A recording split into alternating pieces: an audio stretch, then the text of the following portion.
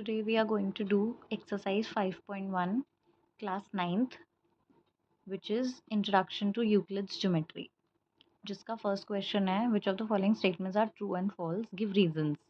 इसका first part है only one line can pass through a single point. अब हमें ये बताना है कि ये statement true है या false है. So this is a false statement. Why? Because only one line can pass through a single point. No, ये जैसे हमारा single point है तो इससे एक लाइन पास हो सकती है. क्वेश्चन ये कह रहा है, बट नहीं, इससे हम कितनी सारी infinite many lines can pass through this point. So this statement is false. Infinite lines can pass through a single point. अब इस क्वेश्चन का सेकेंड पार्ट कहता है there are an infinite number of lines which pass through two distinct points. अब इसमें हमें दो distinct points लेने हैं. This is 1, this is 2. Question ये कह रहा है कि इन दो पॉइंट से इनफाइनाइट मेनी लाइंस ड्रॉन हो सकती है. ये एक लाइन. अब देखो इसके अलावा कोई लाइन ड्रॉ नहीं हो सकती. अगर कोई लाइन इस पॉइंट से जाएगी तो वो इसको कट नहीं करेगी. अगर कोई लाइन इस पॉइंट से जाएगी तो वो इसको कट नहीं करेगी.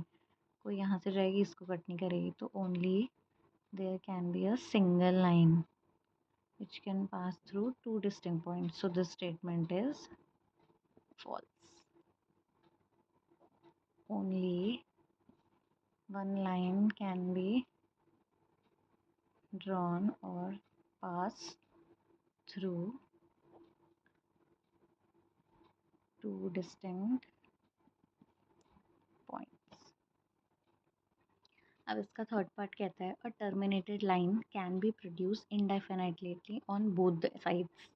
दैट इज़ अगर कोई टर्मिनेटेड लाइन है, मतलब अगर कोई लाइन है वो टर्मिनेट हो चुकी है, मतलब वो रुकी हुई है, ख़त्म हो चुकी है, तो it can be produced indefinitely on both the sides. तो येस दिस इज़ ट्रू. अगर कोई लाइन यहाँ पॉइंट पे ख़त्म हो चुकी है तो हम इसको यहाँ से शुरू कर सकते हैं. तो it can be produce from both the sides. So the answer is true. Now fourth part is if two circles are equal then their radii are equal. मतलब अगर दो सर्कल हैं वो एकदम इक्वल है तो उनके रेडियस जो होंगे वो इक्वल होंगे, विच इज़ वेरी. ये दो सर्कल हमें इक्वल दिए हैं विच मीन्स इनका ये सर्कमफ्रेंस इक्वल है. अब इनका सर्कमफ्रेंस इक्वल है विच मीन्स अगर हम एक सर्कल को दूसरे सर्कल पर रखेंगे तो वो ऐसे कोइंसाइड करेगा, तो मतलब उनका रेडियस इक्वल आएगा. So yes this is true. अब फिफ्थ क्वेश्चन में कह रहा है in the given figure if AB is equals to PQ and PQ is equals to XY then AB is equals to XY. क्या ये true है या फॉल्स है? अब देखो यूक्लिड के जो फर्स्ट एक्सियोम है वो ऐसा कहता है कि अगर दो चीज़ें इक्वल होंगी किसी सेम चीज़ के तो वो दोनों चीज़ें आपस में इक्वल हो जाएंगी. That is if two things are equal to the same thing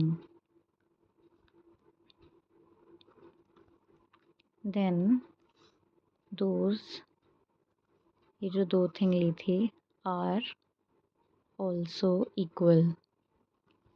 ठीक है. सो अगर ए बी पी क्यू के इक्वल है और एक्स वाई भी पी क्यू के इक्वल है, मतलब ये दोनों सेम चीज़ के इक्वल है, तो ये दोनों भी आपस में इक्वल होंगे. तो true. Now question number 2 is basic definitions. Third is also about the postulates. We'll skip to the question number 4. If a point C lies between 2 points A and B, 2 point A and B lies in between is C, such that AC is equals to BC, मतलब ये equal है, इसका mid point है, then prove that AC is equals to half of AB. ठीक है, then prove AC is equals to half of AB. हमें ये prove करना है अगर हमें ये गिवन है.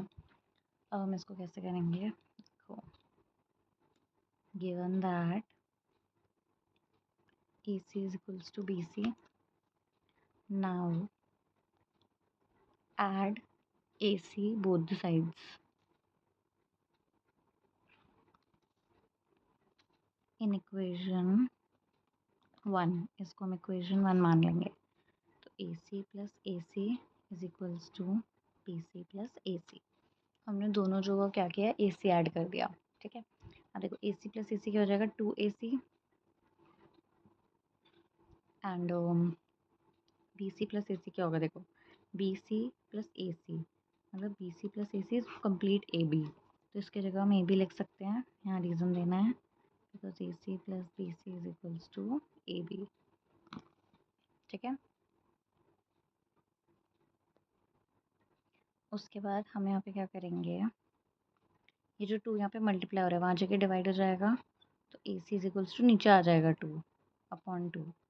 AC इज इक्वल्स टू, इसको 1/2 बाहर ले लो, into AB. So hence AC is equals to half of AB. Hence proved.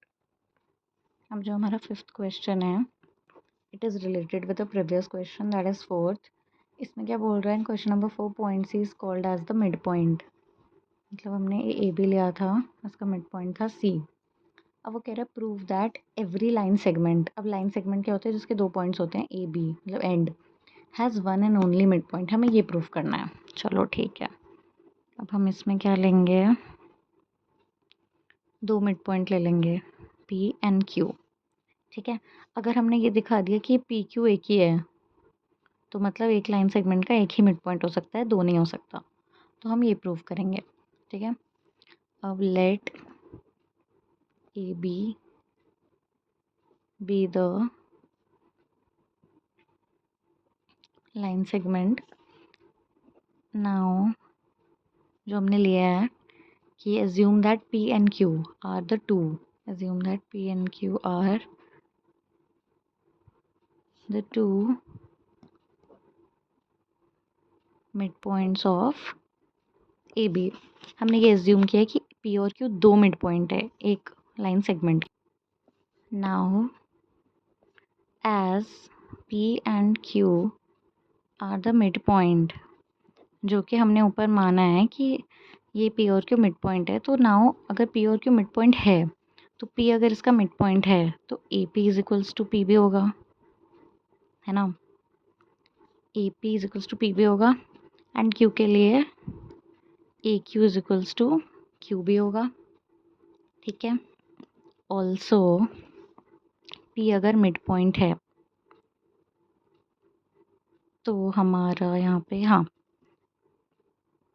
तो इनका जो सम है वो ये पूरा आएगा, that is AP plus PB. अगर दो ये मिड पॉइंट है, ये दोनों इक्वल है, तो इन दोनों को सम करके पूरा बनेगा, that is AB. Similarly with this AQ is equal to QB, मतलब AQ is equal to QB. तो AQ plus QB, AQ plus QB is equals to AB. ठीक है, अब इसके बाद हम क्या करेंगे, आप इसको इक्वेशन 1 मान लो, इसको इक्वेशन 2 मान लो. We add AP to the equation number 1. हम 1 में AP ऐड करेंगे both the sides, on both sides. ठीक है, तो AP is equals to AB है. ठीक है, इक्वेशन 1, दोनों साइड AP ऐड कर दो. हाँ, तो ये हमें क्या मिलेगा, AP प्लस AP 2AP और ये हमें मिलेगा PB प्लस AP। अब देखो यहाँ पे हमने सॉल्व किया PB plus AP is equals to AB, तो यहाँ से हमें मिल गया AB। ठीक है, तो मतलब 2AP is equals to AB, तो इसको मान लेते हैं हम इक्वेशन नंबर 3। अब हम क्या करेंगे, similarly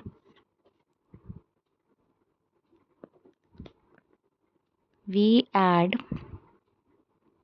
AQ to the equation number 2, that is this। ठीक है, तो इसमें आप ऐड कर दो AQ plus AQ is equals to QB plus AQ। ठीक है, AQ प्लस AQ हो जाएगा 2AQ, एंड देखो QB plus AQ that is this, QB plus AQ हो गया हमारा AB। ठीक है जी, इसको मान लेंगे हम equation number 4।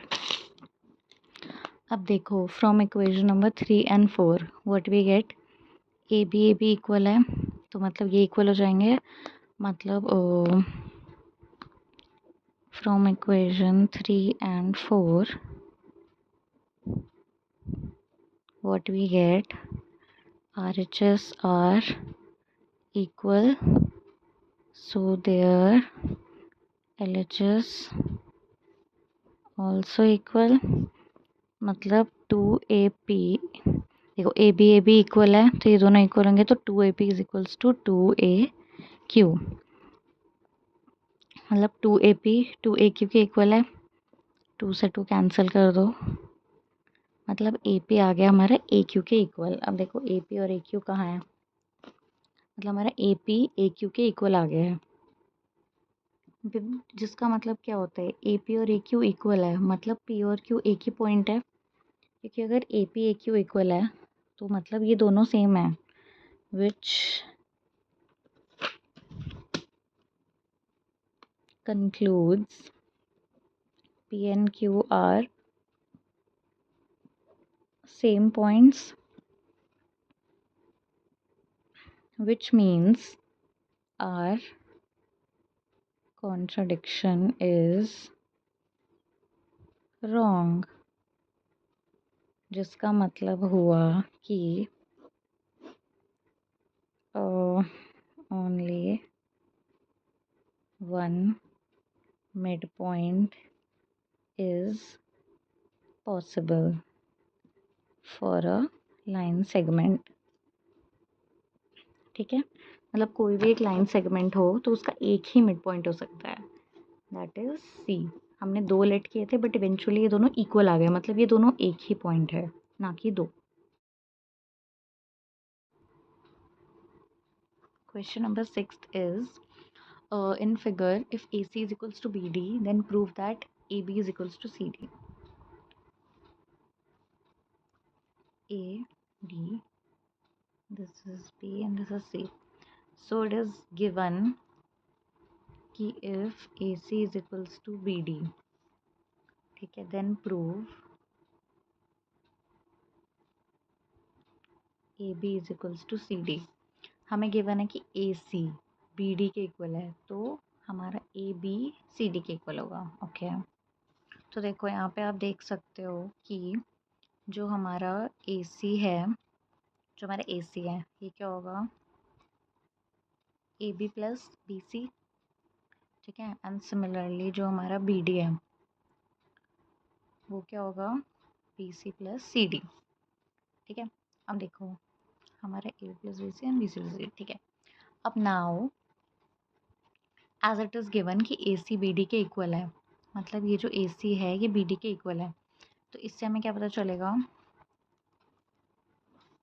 In equation 1 and 2 LHS are equal, so their RHS also equal, which means ये RHS that is AB plus BC is equals to BC plus CD। ठीक है, ये आ गया हमारा इतना। अब देखो according to Euclid's axiom, which is कि when the equals are subtracted from equals then the remainders are also equal, मतलब अगर कोई चीज़ ये इक्वल है, ये दो चीज़ें इक्वल है और उनमें से आप एकदम इक्वल पार्ट सब्ट्रैक्ट कर रहे हो, तो जो बचा पार्ट होगा वो भी इक्वल आएगा। अब देखो ये A B plus B C equals to B C plus C D है, ये दोनों ये इक्वल है आपस में। इसमें से अगर हम बी सी भी इक्वल है, दोनों जगह बी सी अगर सब्ट्रैक्ट करें तो जो बचेगा वो भी इक्वल होगा। इक्वेशन थर्ड मान लो, subtracting B C from equation 3 we get AB is equals to CD, hence proved। ठीक है, BC से हटाओगे तो AB और CD बचेगा एंड बीच में इक्वल, तो it is equal, hence proved। Now question number 7 is, why is axiom 5 in the list of Euclid axiom considered as universal truth? अब देखो axiom 5 क्या कहता है यूक्लिड का, the whole is always greater than the part, the whole is always greater than the part।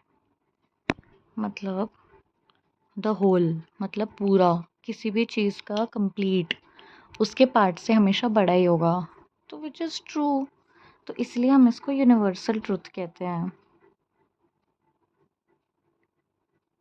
क्योंकि अगर आप इसको किसी भी चीज़ पे लगाओ इन द होल यूनिवर्स तो ये बात सच ही होगी, ये ट्रू है। आप किसका एग्जाम्पल ले लो, अगर एक एप्पल है, इसके आपने 4 पीसेस कट किए हैं, तो अगर आप इसको मेजर करोगे तो वो इससे तो छोटा ही होगा ना, मतलब the whole is always greater than the part, which is true.